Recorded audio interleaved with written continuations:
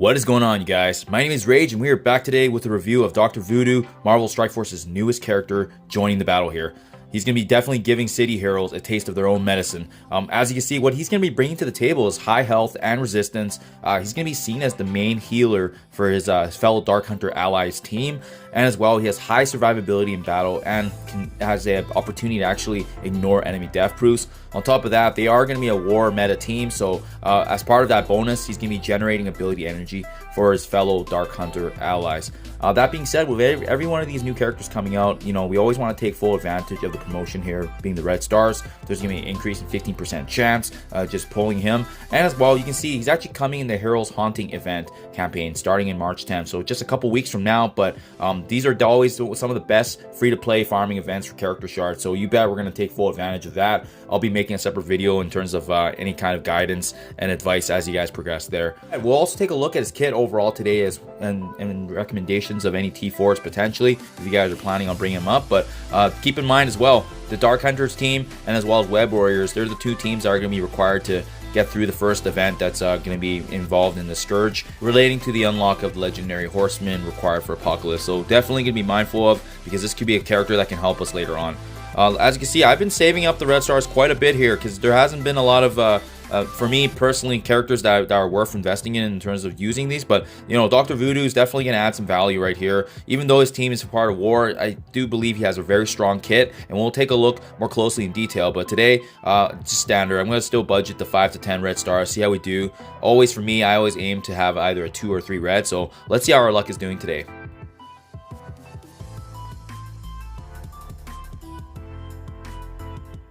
And again, keep in mind as well, you know, it's unfortunate when we get duplicates, but at least they get added into the elite 4-star Orbs. So that can help us later on if we're trying to push a higher character. But yeah, we're going to see if we can take advantage of this 15%.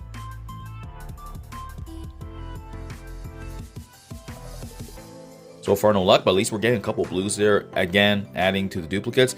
Maybe even testing our luck a little bit and opening an elite 4. Seeing how that does today. But here we got a purple right here. Oh shoot, so that was a 5 on Nobu. Fortunately, yeah, like I said, the duplicates just get added there. We'll do a couple more here. We're not having any luck at all, so you know, this always kind of further intrigues me to actually try something a little bit higher, especially when we see that our luck isn't going our way. That's when, you know, taking that chance might actually help. But it would be nice because I do like this character overall, and who knows, this Dark Hunter team might actually be part of another legendary unlock later on, right, outside of the Scourge. So you know, that right there is 10 orbs. So you know what, let's take a pause here right now and let's switch over to the elite 4 stars. So we see here that, you know, we still have that promotion here. Let's take a chance here and see if this actually works in our favor. So no luck there. We'll try one more here. And sometimes it's just the luck of the draw, right? Oh wow, so that's perfect. You know, I always like the chance a couple times, especially I recommend doing this if you guys try a couple of the lower red stars and you didn't get any of Dr. Voodoo, but always does seem to work out in terms of the RNG. So I'm glad it panned out there pretty well, and the duplicates did play a factor. So very, very happy with the 4. Getting 4 is beyond my expectations.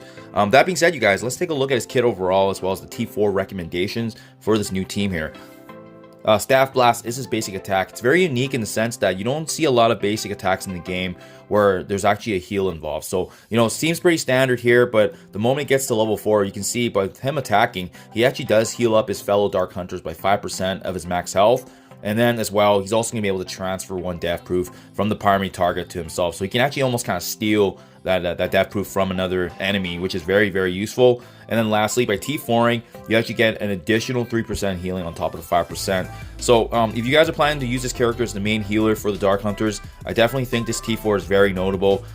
It's, you know, adding potency to already the level 4, but you got to keep in mind, this is healing all of the fellow allies on his team. So that's very notable, especially when it's a basic attack, very defensive minded. And as well, like I said, we don't see a lot of attacks like that in the game, and it's very specifically focused on him, and he's going to add a lot of value on a team dynamic when synergizing with the Dark Hunters. Doctor's Orders is a special ability, very similar to Loki's ability. He's applying a defense down on the primary target, and as you can see, he's also going to mind control 2 adjacent enemies to actually attack. They gain the additional percentage attack when they're mind controlled. But the one notable thing here is that it's also defensively minded, as burying himself and as well as the fellow Dark Hunter allies by 15% of his max health. And even if they're not Dark Hunters, they actually get a barrier as well. So either way, he's going to be benefiting someone on the team. On war defense, this attack cannot be blocked. So I like his kit overall because not a lot of abilities need to be effective in war. This is a very strong ability right away, and it also still activates regardless if you're using him in war or not. As you can see, by leveling up this ability, the damage for the controlled characters go up, as well as the percentage of the max health being used as a barrier. Where it's notable is level 6 actually applying a defense down to adjacent targets, so he's going to actually be spreading that a little bit now. And the notable one is level 7 with the ability block. So this is very notable because of the fact that, you know, with such a strong ability already, being able to barrier and actually have a little bit of offensive edge by ability blocking, that's the extra, you know, crowd control that he can add an edge in battle. So for sure, this is a T4 recommendation, high priority, just because by adding that extra edge in battle, you're really giving your team a fighting chance to slow someone down, prevent them from using their abilities, even like Dr. Doom, right? So it's a very, very strong special. Soul Manipulation is his ultimate, and another strong ability from his kit.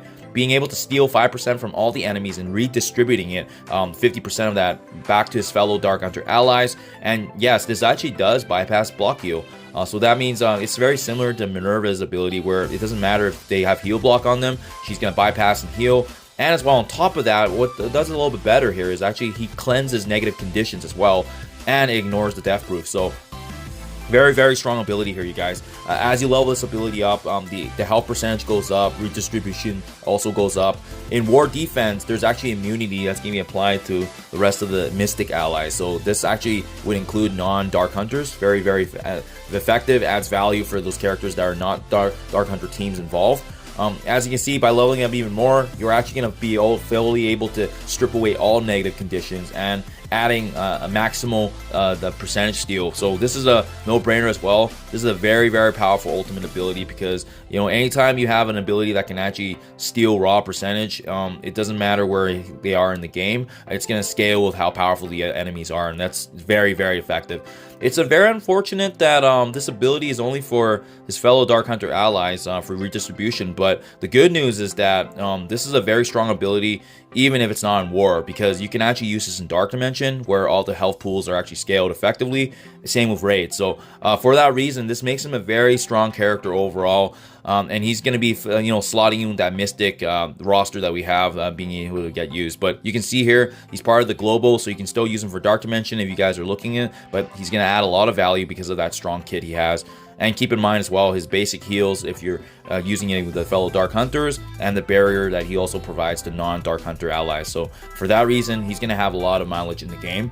And then last but not least, Hungan Supreme is his passive here, and as you can see, he's going to be gaining 5% speed for each death proof on this character, up to a maximum of 25%. The good news is whenever an ally dies, he's going to actually be able to apply offense up to himself and Dark Hunter allies, so that includes any ally. It doesn't necessarily have to be Dark Hunter. And then while there's instances where enemies have speed up, himself and his allies also gain additional crit chance and crit damage. And in war defense, specifically notable for this passive, is that on spawn, they're actually going to be able to generate energy depending on the number of Dark Hunter allies that are on the team. So this is very strong just to start from the get-go in war offense, right, when you're actually engaged. But yeah, it's a very strong ability overall. You can see just similar to other passives from other characters, these usually add the most value. Crit damage goes up, crit chance goes up. There's an additional death proof that's going to be granted whenever any ally dies. And then with the T4 here, it's whenever actually any character dropping below that 50% threshold, they're also going to gain death proof. So a very strong passive ability as well. Given how powerful he is, this is also a T4 recommendation because just having that pop up whenever the 50% max health comes up, and then it also triggers when there's a death, it's just going to honestly be compounding and adding a lot of value for his team. So his kit overall is a very, very strong kit. All of them are very strong T4 recommendations. So we haven't seen a kit like this in a while, but he's going to add a lot of value even to a non-Dark Hunter team. I think he's going to find value in raids as well as Dark Dimension with experimenting, but overall a solid character. So good luck with your guys' Red Star pulls, because we're going to definitely see this character being utilized likely when we're going through the Scourge events and ultimately unlocking a Legendary Horseman. So thank you as always, you guys. Do appreciate you checking out my videos, and I'll see you guys in the next one.